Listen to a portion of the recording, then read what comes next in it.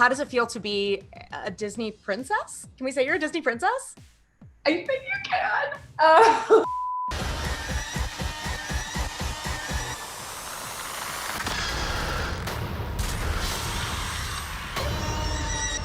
Super cool title, even cooler stories. Ooh. What I like that. thank you. What appealed to you about taking on this horror role in an anthology series? Mainly the idea of sort of exploring privilege and jealousy and envy, all of these things that I think are really prevalent in our culture that are sort of perpetuated by a capitalist society that tells us what type of person we need to be. But yeah, that's what I wanted to explore. And I read it and it felt like visceral to me. I have to imagine how bizarre and surreal it is to even just in a role to put on a wedding dress and run around. It was so cool. Also, to be in the forest in a wedding dress is like a very different thing. My friends and I were actually, I have this play reading group. This is such a non sequitur story, but you're hearing it. I have this play reading group and we were talking about like going to a thrift store and getting like old wedding dresses and then like going to a park and having wine. Like that's something that we want to do. Yes. People will be like, you guys are crazy. And we'll be like, we don't care. But yeah, it was a really cool experience. It felt like really wrestling with where does desperation take you as a human, you know? And yeah, just sort of like let all of those emotions just be in my body as I'm running through the forest and like dirtying this like incredibly beautiful dress.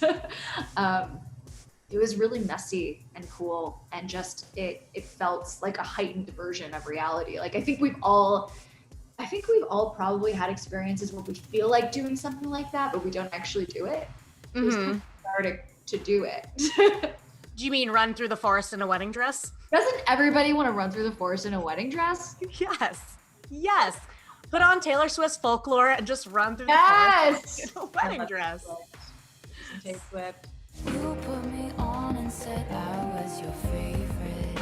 I don't want to give too much away, but your character plays this really cool line of like, I can't tell if she's good or if she's bad. It almost is really fun because in those moments, a lot of the times, she doesn't know if she's good or bad. Like she doesn't know what she's gonna do next, you know? And I think that is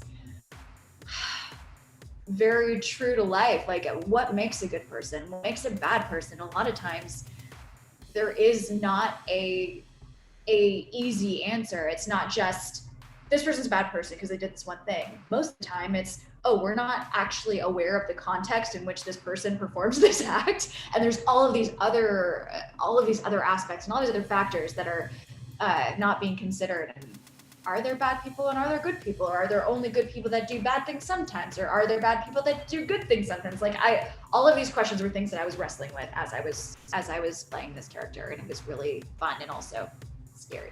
That's so interesting because I think that's something that I've been thinking about a lot lately. You know, when someone blows something up on Twitter or whatever, something that somebody did, it's like, oh, are they inherently a bad person though, just because they made this misstep or mistake or action? Very interesting. Yeah, it's so hard. Cancel culture is what it's called, right? Yeah. Yeah, it's hard. And it's that balance of like, you know, we do want to call people out when something is problematic. But at the same time, does that mean they don't get to exist in the world anymore? Mm-hmm. And I don't think there is one right answer. I think it's a nuanced case by case thing, you know? Yeah. I feel like the more you have friends in your life who are willing to just have hard conversations with you, the better it is. There are so many things that we're all blind to, you know, not trying to be, but we just are. No, you're so right. You're so right. So you like straight up quit social media. Best decision ever. What do you think? Best decision ever. I mean, I think that, you know, it's a different decision for everyone.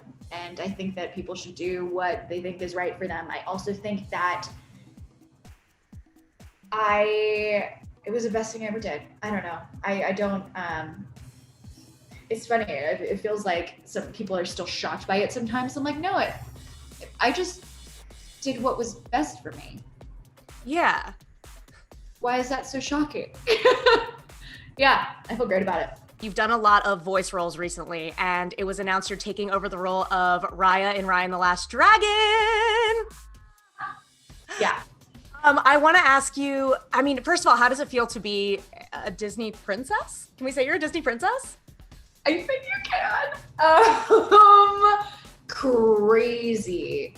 You were there that night when Last Jedi came out, and I was so overwhelmed by emotion that I didn't understand it. I'm having a very similar experience with Raya and the Last Dragon, if that makes sense. Yeah. Like, I don't understand why or how I got to be involved in these things. Like, I don't get it. Like, I've always wanted to be a performer. I've always wanted to tell stories, but I feel like the things that I've been able to do thus far say a lot more about the people around me than me, if that makes sense. Like Raya and working with Carlos and Dawn and all these incredible people, and also having Jamie Roberts, who cast that movie and who believed in me more than I did and probably still does. Like, I have not grasped that yet. It feels very, very unreal and doesn't make sense. And I am so excited for people to see it. Where are you at with her? Have you started doing the voicing? Or are you kind of in like a learning about her research phase? So we've been basically doing a lot of the voice over throughout quarantine. So I can't even count how many times I've recorded for it, but I think it's pretty much done. Yeah, and it's such a beautiful movie. The writing's incredible. I mean, obviously the animation is incredible, and the story itself, I think, is really, really powerful. Yeah. Well, congratulations. I'm so happy about that. Thank you so much. It is spooky season, which is my favorite season. Are you a spooky girl? What does your ideal like Halloween look like beyond watching Monsterland? Oh my gosh, I want to show you my apartment, but I'm gonna mess up this whole setup. I have I'll show you a picture of my phone. Yeah, show me. I decorated my apartment because it's Halloween spooky season. This is my mantle place. I don't even know what this is. You know those places that have fake fireplaces? That's what this is. But look, it's spooky. Oh my God, I love that. That's so great. Yeah, so I love Halloween. I'm like so basic about those pumpkin candles. I'm like, yeah, whip them out. It's September 30th. Time for the pumpkin candles to come out. Yes. Yeah, and I always watch a bunch of classics. And by classics, I mean movies that aren't actually scary, but are Halloween themed, like Halloween Town and Hocus Pocus. Yes. That's my vibe. That is my vibe.